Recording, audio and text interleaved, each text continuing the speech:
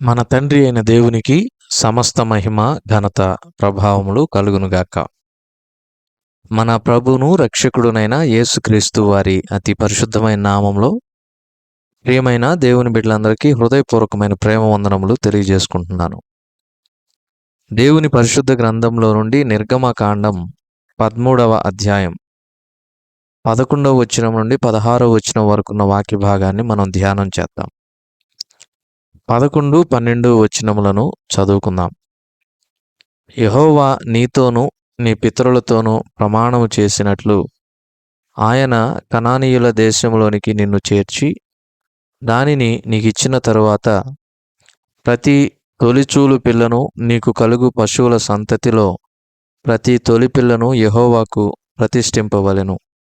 వానిలో మగ సంతానము యెహోవాదగును. దేవుడు ఈ కొద్ది మాటలను మన కొరకు దీవించునుగాక. ప్రభునందు ప్రియమైన సహోదర సహోదరులారా, చదవబడిన ఈ వాక్య భాగాన్ని మనం గమనించినప్పుడు దేవుడు ఇశ్రాయేలీలకు ఒక విధిని గూర్చి వివరిస్తూ ఉన్నాడు. ఇశ్రాయేలీలు దేవుడు వాగ్దానం చేసిన కనాను దేశంలో అడుగుపెట్టిన తరువాత వారు ప్రతి గాడిదకు ప్రతిగా గొర్రె పిల్లను ప్రతిష్ఠించాలి. ప్రతి తొలిచూలు పిల్ల దేవునికి ప్రతిష్ఠితం. పశువుల సంతతిలో ప్రతి తొలి పిల్ల దేవునికి ప్రతిష్ఠించబడాలి. మగ సంతానము దేవునిది. అలాగైతే వారు కనాను దేశంలో ప్రవేశించిన తర్వాత ప్రతి గాడిద తొలి పిల్లను వెల ఇచ్చి విడిపించాలి. దానికి మారుగా గొర్రె పిల్లను ప్రతిష్ఠించాలి. అలా విడిపించకపోతే గాడిద యొక్క మెడ విరగతీయబడుతుంది. ప్రభునందు ప్రియమైన వారలారా, ఈ లేఖన సత్యమును మనం ఒక్కసారి ఆలోచన చేస్తే ఇది దేనికి సాదృశ్యంగా, దేనికి గుర్తుగా ఉందంటే, ప్రభు అయిన యేసుక్రీస్తు వారు మన కొరకై కలువరి శిలువలో మరణించాడు. గాడిదకు ప్రతిగా గొర్రె పిల్ల ప్రతిష్ఠించబడుట అనే విషయాన్ని మనం చూచినప్పుడు గాడిద మనకు సాదృశ్యంగా ఉంది, గొర్రెపిల్ల మన ప్రభు అయిన యేసుక్రీస్తు వారికి సాదృశ్యంగా ఉంది. గాడిద వెల ద్వారా విడిపించబడుతూ ఉంది. ఆ వెల ఏమిటంటే గొర్రెపిల్ల ప్రతిష్ఠించబడటమే. ఒక గాడిద విమోచించబడుతూ ఉంది. గాడిద యొక్క స్వభావము మానవ స్వభావానికి దగ్గరగా ఉంటూ ఉంది. చూడండి ప్రభునందు ప్రియమైన సహోదర సహోదరులారా, గాడిదకు ప్రతిగా గొర్రెపిల్ల స్వభావము మన ప్రభువైన యేసుక్రీస్తు వారికి సాదృశ్యంగా ఉంటూ ఉంది. గాడిదకు ఉన్నటువంటి లక్షణాలేంటో మనం చూద్దాం.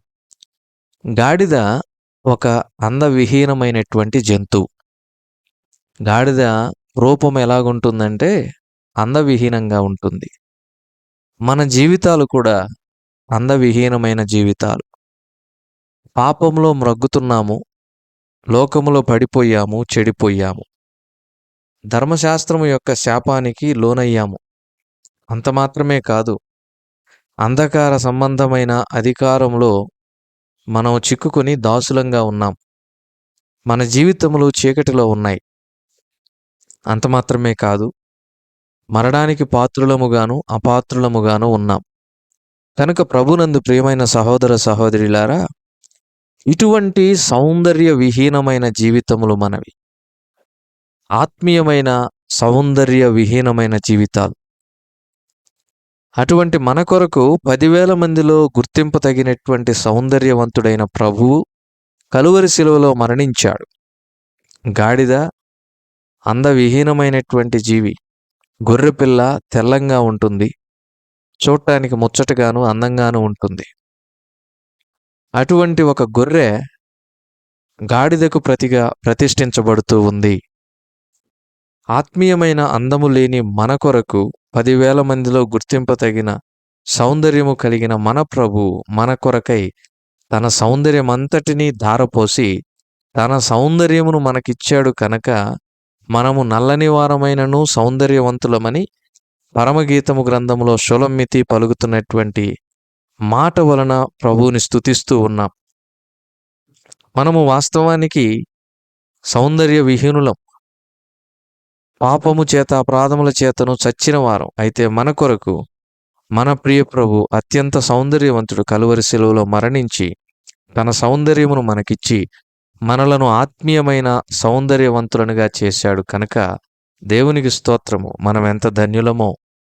ఆ తర్వాత రెండవదిగా గాడిదకున్నటువంటి మరొక లక్షణము ఏమిటంటే, గాడిద యొక్క స్వరము కర్ణకఠోరంగా ఉంటుంది. గాడిద స్వరము ఎవరు కూడా వినడానికి ఇష్టపడరు కదా. ఒక వ్యక్తి సరిగా పాట పాడలేదు, కర్ణ కఠోరంగా పాడుతూ ఉన్నాడంటే ఆ వ్యక్తిని ఏ జంతువుతో పోలుస్తారంటే గాడిదతో పోలుస్తారు, గార్ధవంతో పోలుస్తారు. అలాగే ఒక వ్యక్తి వినసొంపుగా పాటలు పాడుతూ ఉన్నారు అని అంటే కోకిలతో పోలుస్తారు కదండి. గాడిద స్వరం ఎలాగుంటుంది? కర్ణ కఠోరంగా ఉంటుంది.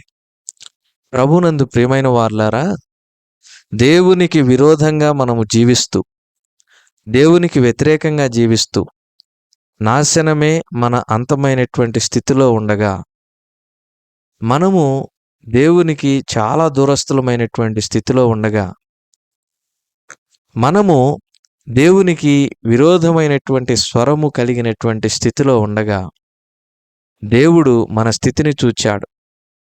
ఆయన యొక్క సుబోధలతో ఆయన నోరు తెరవగా, చూడండి ప్రభునందు ప్రియమైన వార్లారా, మత్తయి సువార్త 5వ అధ్యాయంలో కొండ మీద ప్రసంగం యొక్క ముందు మాటలు మనం చదివితే, ఆయన నోరు తెరిచి ఇలాగు బోధింపసాగాను. మత్తయి 5:2లో చూస్తాం.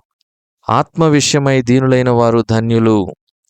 ఆయన స్వరము చూడండి, ఆయన యొక్క బోధ చూడండి, ఆయన మాటలు చూడండి, దీనత్వము గురించి, తగ్గింపు గురించి, ప్రేమ గురించి, అటువంటి సుబోధలు చేసేటటువంటి స్వరము కలిగిన మన ప్రభు మన కొరకై కలువరి శిలువలో అబ్బా అని దిక్కులు పిక్కటిల్లేలాగా కేక వేశాడు. ఆయన బిగ్గరగా కేక వేసి తండ్రికి తన ఆత్మను అప్పగించాడు. కర్ణ కఠోరమైనటువంటి స్వరము కలిగిన మనలను ప్రభు ఏమంటున్నాడో తెలుసా? నా పావురమా, బండసందులలో ఎగురు నా పావురమా, నీ స్వరము నాకు వినబడనిమ్ము అంటున్నాడు. ప్రభునందు ప్రియమైన సహోదర సహోదరులారా, మనము కర్ణ కఠోరమైనటువంటి స్వరము కలిగి ఉన్నవారమైనప్పటికీ సుమధుర బోధలను, వాక్కులను పలికి బోధించే మన ప్రభు మన కొరకై కలువరి శిలువలో మరణించగా, నేడు మనము ఆయనను ఆరాధించేటటువంటి స్వరము కలిగిన వారంగా ఉన్నాము. ఇందును బట్టి కూడా ప్రభువుని స్తుతించాలి. ఆ తర్వాత మూడవది, గాడిదకున్నటువంటి మరొక లక్షణం ఏంటంటే, అది భారమును మోసేది. ప్రభునందు ప్రియమైన వారలారా, మనము కూడా మోస్తూ ఉన్నాం కదా పాప భారం. ప్రభువుని ఎరగక ముందు భయంకరమైన భారం. అలాగైతే ఐగుప్తు చెరలో ఉన్నప్పుడు ఇశ్రాయేలీలు కూడా భయంకరమైనటువంటి భారమును మోశారు. అది మోయలేనటువంటి భారం. ఐగుప్తీయులు వారి మీద మోపుతూ ఉన్నప్పుడు వారు మోయలేక ఆ భారమును మోస్తూ మూలుగుతూ ఉన్నారు, దేవునికి మొరపెడుతూ ఉన్నారు. అయితే దేవుడు ఆ మూలుగులను విన్నాడు, ఆ మొరను ఆలకించాడు, ఇశ్రాయేలీలకు సమాధానమిచ్చాడు. ప్రభునందు ప్రియమైన వార్లారా, మనము కూడా ఈ లోకంలో భారమును మోస్తూ ఉన్నాం, పాప భారము. ప్రభువుని ఎరిగినప్పుడు ఆ పాప భారం అంతా ఆయన తీసివేశాడు. అయితే రకరకాల భారాలు మోస్తూ ఉన్నాం. కుటుంబ భారం, ఉద్యోగ భారం, రకరకాల భారాలు ప్రభునందు ప్రియమైన వారలారా, రకరకాల బాధ్యతలు. ఈ భారం అంతటినీ తొలగించి మనకి విశ్రాంతినిచ్చేవాడు ప్రభు. మత్తయి 11:28లో చూస్తాం ఆ మాట. గాడిద భారమును మోసేదిగా ఉంటూ ఉంది. ఆయన మనల గురించి చింతించుతున్నాడు గనక మన భారము యావత్తు ఆయన మీద వెయ్యాలని దేవుడు పలుకుతూ ఉన్నాడు. ప్రభునందు ప్రియమైన సహోదరుడా, సహోదరి, ఈ మాటలు ఆలకించున్నటువంటి నీవు ఈ దినాన, ఈ క్షణములో ఏ భారమును మోయుచున్నావో ప్రభు ఎరిగి ఉన్నాడు. ఆ భారమును దయచేసి ఆయన మీద వెయ్యి. ఆయన ఖచ్చితంగా ఆ భారమును మన మీద నుండి తొలగిస్తాడు, ఆ భారమును తీసివేస్తాడు. అలా కాకుండా మన స్వచిత్తమును అనుసరించి మన భారమును మనమే మోస్తూ ఉన్నట్లయితే అది మనకు చాలా బాధాకరంగా ఉంటుంది. కనుక ఆ భారమునెత్తి ప్రభువు మీద వేద్దాం.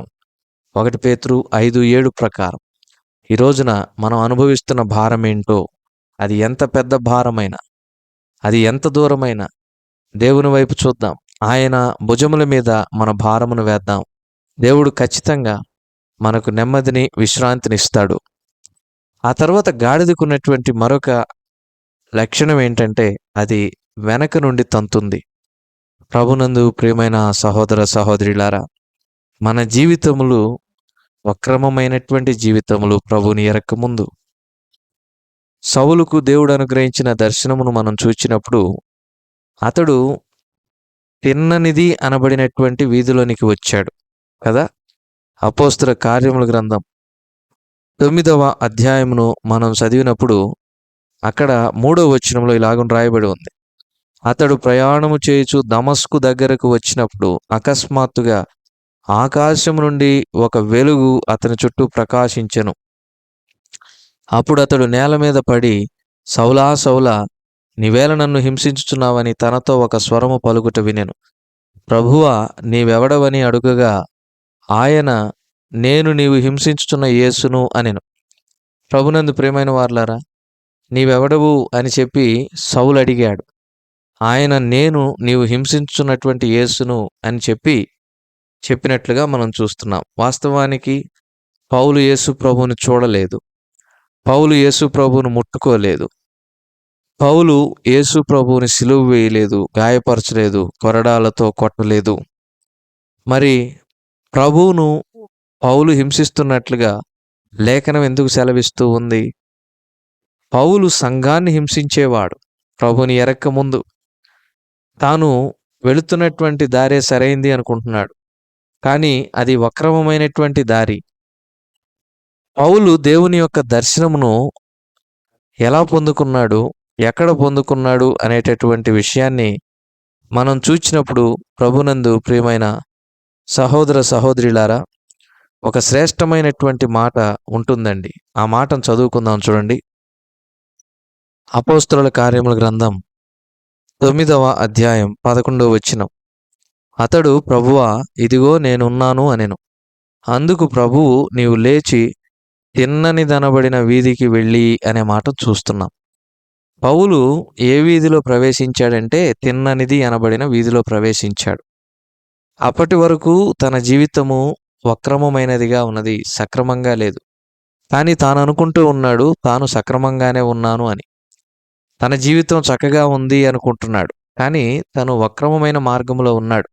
అది దేవుడు పౌలుకు తెలియచేశాడు. ప్రభునందు ప్రియమైన వారలారా, గాడిద వెనక నుండి తంతుంది. ఇది తిన్ననిది కాదు, లేదంటే చక్కనిదైనటువంటి స్వభావము కాదు. దేవుని పిల్లలు ఎప్పుడూ కూడా ముఖాముఖిగా ఉంటారు. అవునంటే అవును, కాదంటే కాదుగా ఉంటారు. ఇలాంటి వక్రమమైనటువంటి పనులు, వెనక నుండి మరి కీడు తలపెట్టేటటువంటి పనులు, మాటలు, ఉద్దేశములు ప్రభు బిడ్డల్లో ఉండవు. ప్రభునందు ప్రియమైన వారలారా, ఇలాంటి భయంకరమైన అవలక్షణాలన్నీ మనం ఒకప్పుడు కలిగి ఉన్నాం.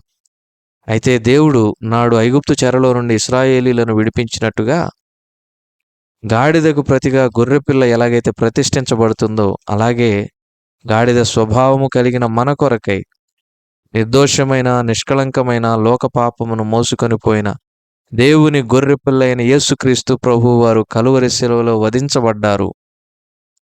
గాడిద వంటి మన స్థానంలో గొర్రెపిల్లగా యేసుక్రీస్తు ప్రభు వారు ఎప్పుడైతే మరణించారో మనకు గొప్ప విడుదల, విమోచనం కలిగింది.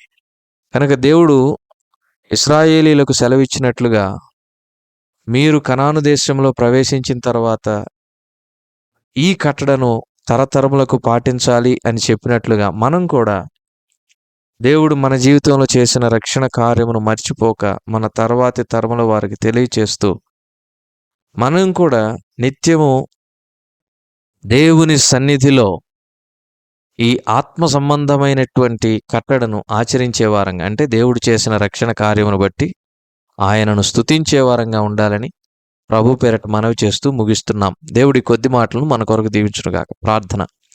కృపగల మా తండ్రి, మీరు అనుగ్రహించినటువంటి రక్షణకై స్తోత్రాలు. వాక్యమునకై స్తోత్రాలు. విత్తబడిన వాక్యమును నీరు కట్టి ఫలింప చేసి మా ప్రియులను దీవించి ఈ దినమంతటి కొరకు మమ్మల్ని సిద్ధపరచమని మా రక్షకుడైన యేసుక్రీస్తు వారి అతి పరిశుద్ధమైన నామంలో ఈ మనవులను ప్రార్థించి బ్రతిమలాడి అడిగి వేడుకొంచున్నాము తండ్రి. ఆమెన్.